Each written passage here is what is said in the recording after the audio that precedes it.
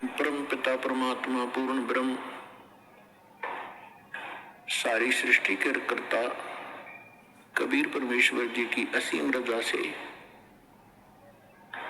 आप सभी पुण्यात्माएं इस सतलोक आश्रम बरवाला जिला हिसार में उपस्थित हुए।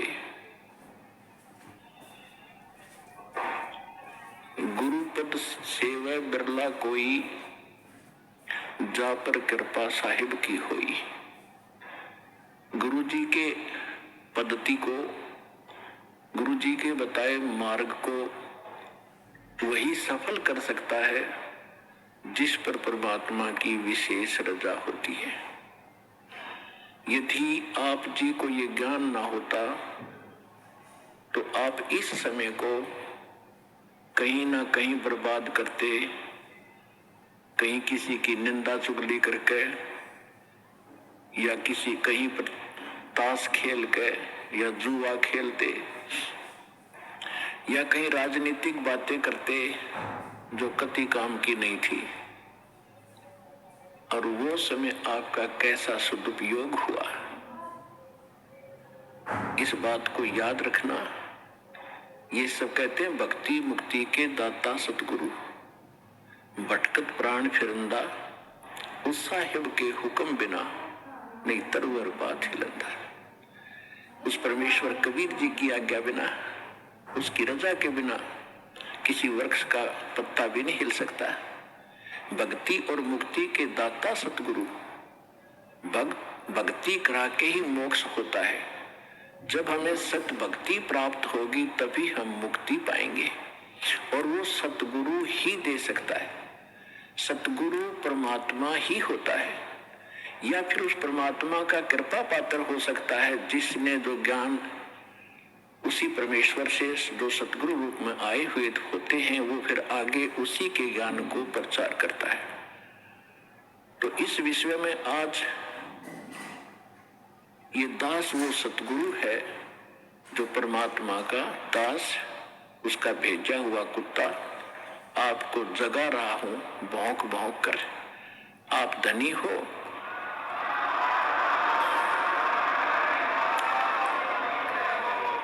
आप धनी हो।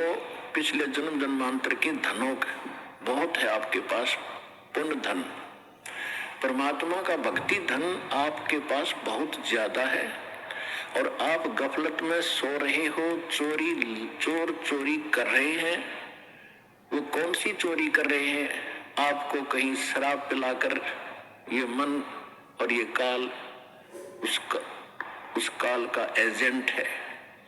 ये आपको ना जाने कहां सांग सिनेमा में ले जा करके वहां आपका समय व्यर्थ कराता है और कहीं इधर झूठी भक्ति करवा के आपकी भक्ति धन का नाश करवाता है। किसी को आशीर्वाद देते हो, किसी को बद्दुआ देते हो, तो ये आपके भक्ति धन की चोरी हो रही थी। अब ये दास आपको भौंक रहा है गली गली में।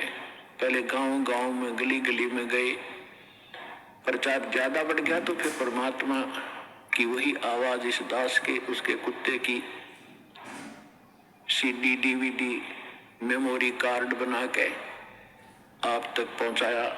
आप जाग गए, जो जग गए उनका चोर भाग गए और जो अभी सोए पड़े हैं उनका चोर चोरी कर रहे हैं, उनको भी हमारा उद्देश्य है जगाएंगे, बार बार आवाज लगाएंगे। कभी तो कुंभकर्ण की नींद को त्यागेंगे, भक्ति में लागेंगे। वो भी आपके भाई बहन हैं जो अभी बिछड़े हुए हैं, उनको भी जगाना है। तो आज जो सतगुरु, भक्ति मुक्ति के दाता सतगुरु और भटकत प्राणी फिरंदा, उस साहिब के हुक्म बिना नहीं तरवर बात हिलंदा। वही परमात्मा स्वयं ही अपने उस सुख स्थान को त्याग कर इस सबसे घटिया स्थान काल के लोक में आता है। सह शरीर आते हैं वो दाता, प्रत्येक युग में एक लीला करते हैं, एक बालक रूप में कमल के फूल पर प्रकट होते हैं। कुंवारी गायों से उनके बचपन की परवरिश होती है और फिर बड़े होकर के वो परमात्मा एक आम नागरिक की भी, अच्छे नागरिक की भूमिका करते हैं और सतगुरु की भूमिका भी करते हैं। और फिर उसके अतिरिक्त दूसरी स्थिति में वो कभी भी प्रकट हो जाते हैं किसी स्थान पर कोई साधु संत रूप बना के। कलयुग के अंदर विशेषकर वो जिंदा महात्मा के रूप में ही प्रकट हुए हैं और अच्छी आत्माओं को मिलते हैं। ये वेदों से भी आपको प्रमाणित कर दिया कि परमात्मा सतलोक में रहता है और वहां एक सिंहासन पर विराजमान है, तख्त पर। असंग ब्रह्मांड के कंट्रोलर के तख्त यानी सिंहासन पर, राजगद्दी पर मालिक बैठे हैं, वो महाराज हैं, वो भगवान हैं। और यहाँ छोटे मोटे टुकड़ों के राजा बने बैठे हैं। ये लोक भी नकली, ये राजा भी नकली। इनका अपना अस्तित्व नहीं, कब मर जाए, कब इनका विनाश हो जाए, कहाँ क्या बीमारी हो जाए। तो एक ही भगवान, वही शक्ति, वही मालिक है, वही सतगुरु है और वही वास्तव में महाराजा है। तो महाराजा की तरह परमात्मा सतलोक में विराजमान है। तो वो परमात्मा यहाँ जब आते हैं एक अच्छे नागरिक का रोल भी करते हैं, सतगुरु का रोल भी करते हैं, भूमिका करते हैं वो। और दूसरी स्थिति में वो परमात्मा अच्छी आत्माओं को मिलते हैं, वहां से सहशरीर आते हैं जिंदा महात्मा के रूप में, सबको अच्छी आत्माओं को मिलते हैं, उनको अपने से परिचित कराते हैं। फिर वो पुण्यात्माएं भी परमात्मा की महिमा आंखों देखकर आपको सुनाते हैं। लेकिन सबसे बड़ी हमारे अंदर एक कमी रही, जो हम परमात्मा को नहीं पहचान सके, न उन महापुरुषों की उन वाणी को हम समझ सके जिन्होंने अपने अमृत वाणी में एफिडेविट देकर गए, वो भगवान के विटनेस बने, गवाह बने। हम नहीं समझ सके क्योंकि हम अशिक्षित थे। हमारे पूर्वज जो थे वो श्रद्धालु बने थे, विश्वासी बहुत थे, क्योंकि जो आत्मा अच्छी होती है वो विश्वास प्रत्येक पर कर लेती है। और परमात्मा ने आपको शिक्षा इसलिए नहीं दी पहले समय में, यह शिक्षा हमारी सबसे दुश्मन है। यदि हम शिक्षा प्राप्त करके परमात्मा की खोज नहीं करते हैं तो यह शिक्षा व्यर्थ है। इस शिक्षा ने हमें अहंकारी बना दिया और मर्यादाहीन बना दिया, माया का अधीन बना दिया, माया ही जोड़ना उद्देश्य मान लिया। कोई भी बच्चा शिक्षा ग्रहण करने के लिए घर से चलता है, उसका उद्देश्य यही होता है, बड़ा अफसर बनूं, घनी कमाई करूं, 2 नंबर की घनी करूं। वो कौन सी ट्रेनिंग है जिसमें तनख्वाह से अतिरिक्त और मिलती है, रिश्वत घनी। आईएएस बनूं, आईपीएस बनूं, मंत्री बनूं, एमएलए बनूं, मुख्यमंत्री बनूं, घने माया जोड़ूं। क्या मनुष्य जीवन का यही काम था? ये कार्य तो एक गोबर का भूंड करता, गोबर का भूंड। अगर हमने यही काम के लिए मनुष्य जीवन पाया है तो गोबर का भूंड कैसा होता है? खेतों में पशु गोबर करते हैं और उसको भूंड होते हैं, छोटे छोटे जीव होते हैं, और वो क्या करते हैं, उस गोबर को निकालते हैं, उसमें से उसके गोली बनाते हैं, गोले छोटे छोटे, और उसको धका के, उसको रोल करके अपने बिल में भर लेते हैं। उस बिल को गहरा बनाते रहते हैं मिट्टी से खोद खोद के, और उसको गोबर को ठोक लेते हैं, गरोले बना बना के वो गोबर खाते हैं। तो वो व्यक्ति, वो प्राणी वही होते हैं जो मनुष्य जीवन में माया जोड़ जोड़ जोड़ जोड़ कर बैंक भर ले, कोठी बना दे, बंगले बना ले। फिर वो क्या करते हैं, वो हमने देखा कई बार। हम, क्योंकि दास का जन्म किसान परिवार में हुआ, खेतों में जाना पड़ता था, पाली भी गए कई बार पशुओं को साथ के साथ। तो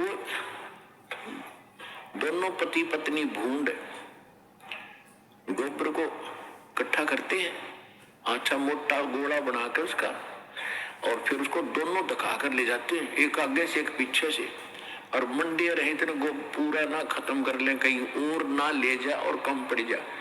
और कभी कभी भैंस या गाय के पैर के नीचे आके वो दोनों ही मर जाते थे। वो गोबर धरा धरा रह जाता, इकट्ठा करा करा बिल में।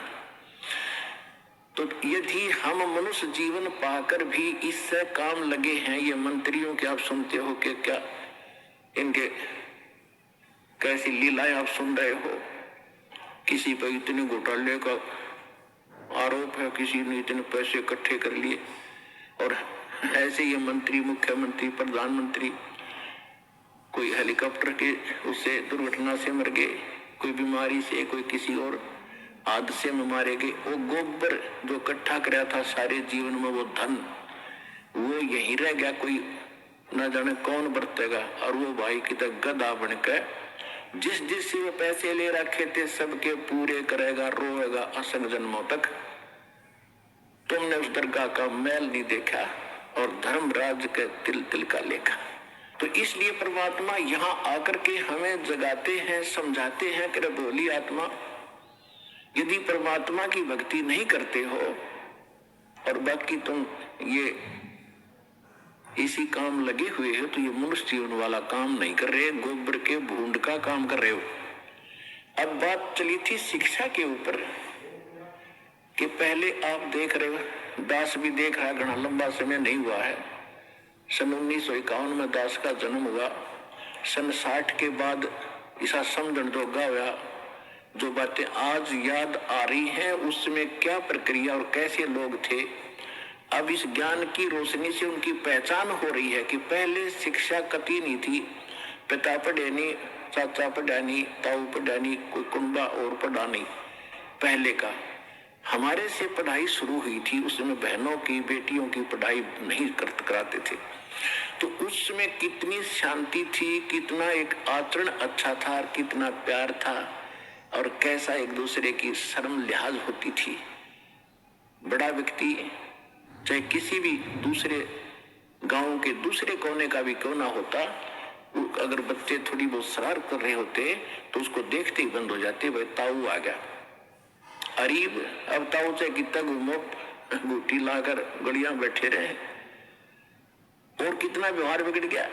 माया माया चाहिए, ना भाई बहन का प्यार, ना कितने रिश्तेदारी में लगाव रहा। विवाह पीछे होता है और मुकदमा कोर्ट में पहले जा लेता है। हद होगी भाई, इसी जीवन में अपने लफड़े में जीवन बर्बाद कर जाओगे। इसलिए परमात्मा आपको याद दिला रहे हैं कि मानुष जन्म पाय कर जन नहीं रटे हरि नाम, जैसे कुआ जल बिना फिर बनवाया क्या काम। तो ये ज्ञान कौन देता है? सतगुरु देते हैं। और वो सतगुरु कैसी लीला करते हैं? कबीर भगवान जब स्वयं आते हैं, अच्छी आत्माओं को मिलते हैं, उनको सतलोक ले जाते हैं, फिर वापस छोड़ते हैं, फिर अपने से परिचित करा के और सबको ज्ञान सुनाते हैं। लेकिन उन महापुरुषों के उन गूढ़ रहस्यों को, क्योंकि परमात्मा ने कहा था कि तुम कितना ही कुछ कर लो ये मानेंगे नहीं, क्योंकि इनको ज्ञान ही नहीं है। इनके जो मूर्ख गुरु हैं, अज्ञानी, जो शिक्षा जरूर प्राप्त है, संस्कृत भाषा अवश्य जानते हैं। अब देखो पुण्यात्माओं, इस भक्त शिक्षा ने कैसा नाश किया है। ये हमारे धर्मगुरु जितने भी थे, ब्राह्मण लोग थे, इनको ही शिक्षा ग्रहण करने का अधिकार था। और शिक्षा किस लिए ग्रहण करने का अधिकार दिया था? कि तुम सदग्रंथों को पढ़ो, उनको समझो, वो संस्कृत भाषा में, और फिर हमें बताओ, हम धर्म कर्म ठीक करें, अपना कल्याण करवा लें। और गीता में भी ऐसा लिखा है कि जो विद्वान लोग हैं, वो विद्वान लोग सदग्रंथों को पढ़कर अविद्वानों को सुनाए। अविद्वान माने, क्योंकि ये विद्वान मानते हैं जिसने शिक्षा है, अक्षर ज्ञान है, और अविद्वान कहते हैं जिसने अक्षर ज्ञान नहीं है, उनको सुनाओ। और यदि अविद्वान यानी अनपढ़, अक्षर रहित, वो अगर विद्वानों की बातों को सुनकर उनके अनुसार आचरण कर लेते हैं तो उनका मोक्ष हो जाएगा। बिल्कुल सही है। पढ़ना जरूरी नहीं था, तो इसलिए परमात्मा ने शिक्षा की आवश्यकता नहीं समझी, क्योंकि वो समय नहीं था पार करने का तुम्हें, अब समय अब आया है। तो उस समय वो जो शिक्षा ग्रहण करते थे ब्राह्मण लोग, ये केवल माया जोड़ना उद्देश्य रखते थे। और काशी विद्यापीठ बनारस में जो बच्चा पढ़कर आता था ब्राह्मण का, उसकी बड़ी महिमा होती थी और उसी से सभी अपने धार्मिक अनुष्ठान कराया करते थे, अच्छी दक्षिणा देते थे कि बड़ा अच्छा सदग्रंथों का ज्ञाता। तो उन धर्म गुरुओं का एक उद्देश्य बन गया कि माया घनी कैसे बने। इन्होंने माया इकट्ठा करना ही उद्देश्य मान लिया। एक कड़ौली गांव है खरखोदा तहसील के अंदर, सोनीपत जिले में कड़ौली गांव का एक जाट था, निश्चल दास नाम था उसका, किसान का लड़का था। उसने जब वो समझण जोगा हुआ 10-12 वर्ष का, तो उसके मन में प्रेरणा हुई कि भी हमारे जितने भी सदग्रंथ वेद गीता पुराण जो भी हैं, ये सारे संस्कृत भाषा में हैं और मैं संस्कृत भाषा पढ़ूं। और ये और जो धर्म गुरु हैं ये तो स्वार्थवश इनको पैसे लेते हैं और अटपट में लगा रखा है। मैं सदग्रंथों को पढ़ूंगा, वास्तविक ज्ञान करा करके फिर सच्चा ज्ञान लोगों को बांटूंगा फ्री में। तो इस उद्देश्य से उसने बनारस काशी विद्यापीठ में प्रवेश पाना चाहा शिक्षार्थ। तो उसके सामने एक समस्या आ गई कि वहां केवल ब्राह्मण के लोग बच्चों को ही, ब्राह्मणों के बच्चों को ही प्रवेश मिलता था। उसके लिए गांव से नंबरदार होते थे, सरपंच नहीं होते थे, उनसे लिखवा कर ले जाना पड़ता था कि इस गांव का ब्राह्मण का पुत्र है, उसको प्रवेश मिलता था। तो उसने एक नंबरदार ऐसे ही अशिक्षित होते थे उसने आप पे लिख लिया कि ये निश्चलदार पुत्र फलाना गांव कड़ौली और ब्राह्मण का बेटा है। उसके दस्तखत करा लिए, वो प्रवेश पा लिया। प्रत्येक कक्षा में प्रत्येक वर्ष सबसे टॉप में आवे, संस्कृत भाषा सीख ली, बहुत अच्छा। जब शिक्षा पूर्ण करके वो चलने लगा तो जो प्रिंसिपल था वहां का, बनारस का जो ब्राह्मण प्रिंसिपल था यानी मुख्य अध्यापक था, शिक्षक था, उसके एक कन्या विवाह के योग्य थी, युवा होती थी। उसने क्या सोचा कि इतना इंटेलिजेंट बालक है, इसने संस्कृत बहुत अच्छा सीखा है, ग्रंथों को भी खूब अच्छा पढ़ा है और ये जहां भी जाएगा इसकी वाह वाह हो जाएगी और तेरी बेटी सुखी रहेगी, ये घना धन इकट्ठा करेगा। इसलिए उसने मन बना लिया कि इस बच्चे से अपनी बेटी को ब्याह दूं, विवाह कर दूं। जब वो निश्चल दास गया उसके पास, प्राचार्य के पास, प्रिंसिपल के पास कि हे गुरुदेव, आपकी कृपा से आपका बच्चा अपनी शिक्षा पूर्ण करके अब शिवार्थ जा रहा है, मुझे आशीर्वाद दो, मैं सफल हूं जिस उद्देश्य को लेकर आया हूं।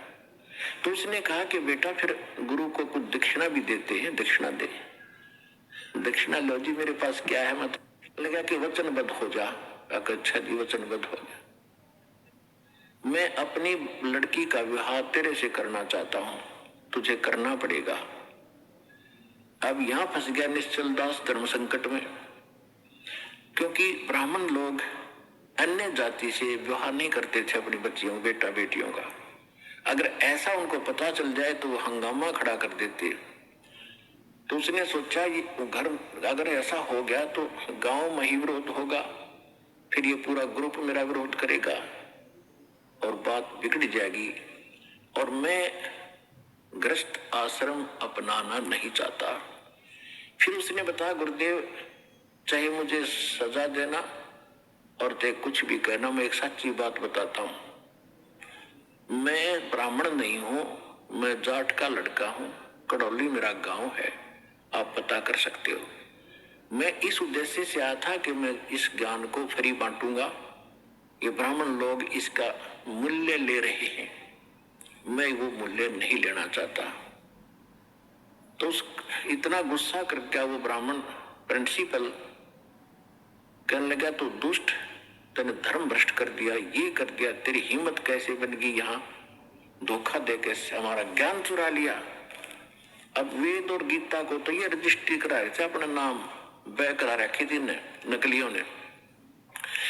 उस लड़के को कहा कि प्रतिज्ञा कर रखी है तूने? कहा जी, कि तू कभी संस्कृत भाषा का प्रयोग नहीं करेगा और किसी संस्कृत भाषा में कोई प्रवचन नहीं करेगा। और जा सकता है, और तुझे श्राप दे दिया उसने कि तुझे प्रतिदिन एक बार 1 घंटा बुखार बना करेगा ताकि तेरी गलती तुझे सदा याद रहे। तो पुण्यात्माओं, देख उस दुष्ट आत्मा ने, अब ये ज्ञान की कमी, हम किसी को श्राप देते हैं क्योंकि पूर्व भक्ति का धन होता है, उसका श्राप भी फल जाता है। अब तो सारे नकली हो गए, किसी श्राप फले ना किसी आशीर्वाद फले, खाली है सब। पहले अच्छे लोग होते थे, चाहे किसी जाति के थे, पिछले पुण्य कर्मों से परिपूर्ण होते थे, वो किसी को श्राप दे देते, उसको बुरा हो जाता, उसकी पूंजी खत्म होती। आशीर्वाद देते तो भी उनकी पूंजी चोरी होती, नष्ट होती कमाई। इस करके ये यही काल के जाल में उलट पुलट होकर यही फंस गए। अब इससे निकलने के लिए हमें ज्ञान की आवश्यकता थी। अब उस वहां से जो वो निश्चल दास जी आगे, अब उसके सामने समस्या होगी कि ज्ञान तो मैं प्रचार करूंगा लेकिन संस्कृत प्रयोग में नहीं करूंगा। उसने क्या किया कि फिर दादू पंथ, एक दादू साहब हुए हैं जिनको परमात्मा कबीर जी मिले थे। अब परमात्मा ने क्या किया है, वो अच्छी आत्माओं को मिलते हैं और उनको अपना कुछ झलक देते हैं जिसको ये दिखता है कि ये तेरे अनुकूल चलेगा। तो दादू जी को परमात्मा मिले, आंखों देखकर आए, और फिर दादू साहब ने कबीर भगवान की बहुत महिमा गाई। लेकिन दादू जी को परमात्मा ने पूर्ण ज्ञान नहीं दिया। इसलिए नहीं दिया कि उस पंथ के लोग भी आज फिर वही गीत गा रहे होते जो आज हमने बताना था। लेकिन ये जरूर पक्का करवा दिया कि जो काशी में जो धानक थे वो परमात्मा है, जो बनारस में आए हुए थे वो मेरे सतगुरु वही है। जिन मुझको निज नाम दिया सोए सतगुरु हमारे, दादू दूसरा कोई नहीं ये कबीर सिरजनहारे। उन्होंने एफिडेविट दे दिए, विटनेस बन गए कबीर भगवान के। लेकिन आगे चल के उस पंथ में कबीर साहब का नामो निशान नहीं है। दादू पंथ में दादू जी को पूर्ण परमात्मा, दादू जी का कोई जन्म नहीं हुआ, अपने आप प्रकट हुए। इस तरह वहां मिले थे, फलान हो गया था, उसकी माँ को आशीर्वाद दे दिया था एक संत ने। तो इस तरह करके वो दादू जी को ही खुदा बनाए बैठे हैं, वो कुछ भी बनाए रहो। फिर निश्चल दास जी ने वहां दीक्षा ली, दीक्षा लेकर के फिर संत वाणी में एक निश्चल ग्रंथ बनाया। लेकिन निश्चल दास के पास भी वो ज्ञान नहीं था, वेदों के ही अटपट कर रखी है उसने। जैसा वेद गीता उसने समझा संस्कृत में, उन्हीं को फिर संत वाणी में लिख रखा है, उसमें कुछ भी नहीं। मैंने उसको खूब पढ़ा और देखा। तो कहने का भाव ये है कि पहले ये जो शिक्षा थी ये एक वर्ग के बांध रखी थी और अन्य अशिक्षित थे। परमात्मा ने इसलिए इस बुराई को अन्य समाज में नहीं जाने दे दिया कि ये कत्ती घर के रहेंगे ना गांठ के। आज ब्राह्मणों को देख लो, जो भी पंडिताई करता उसका सर्वनाश हो रहा है। जो भी ब्राह्मण पढ़ा करता लास्ट में ब्राह्मणी होगी इसकी, ये हमने खूब देखा हुआ। ब्राह्मण मतलब ये नहीं कोई जाति कास्ट ब्राह्मण नहीं है, क्योंकि हमने ज्ञान से उठना ऊपर। इन संसारिक जो बंधन है, सीमाएं हैं, ये ज्ञान से अपने आप टूट जाएंगी। मेरे पूज्य गुरुदेव जी स्वामी राम देवानंद जी, ये इसी हरियाणा के रहने वाले, दादरी के पास एक 45 गांव है। तो परमात्मा ने मेरे पूज्य गुरुदेव जी जो ब्राह्मण थे, जाति से ब्राह्मण थे, कर्म ब्राह्मण नहीं था। यानी ब्राह्मण ग्रुप में, ब्राह्मण समुदाय में जन्म हुआ था उनका। और वो अपना खेती थी, किसानी करते थे उनके माता पिता, और उनके भी जमीन थी, सब 5-4 किले एकड़ जमीन उनके हिस्से में। उसके पिताजी के पास तो काफी जमीन थी, तो खुद पाली जाते थे। तो वो ब्राह्मण थे जाति के।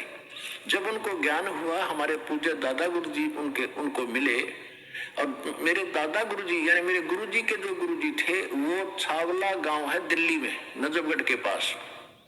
उस छावला गांव के वो जाट थे, और उन्होंने फिर काशी विद्यापीठ में, उसके बाद फिर ये हल्की हो गई थी। मतलब जैसे हमारे गुरुजी जो थे, हमारे दादा गुरुजी जाट थे, और हमारे दादा गुरुजी के जो गुरुजी थे वो भी ब्राह्मण थे।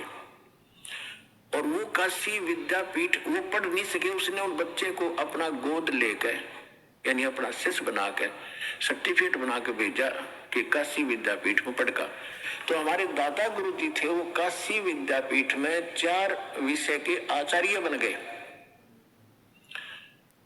और उसके बाद फिर मेरे दादा गुरुजी को पंडित चिदानंद नाम था उनका, चिदानंद जी महाराज, उनको पंडित चिदानंद जी कहा जाने लगा, क्योंकि वो 4 विषय में के आचार्य बन गए, 4 विषय के।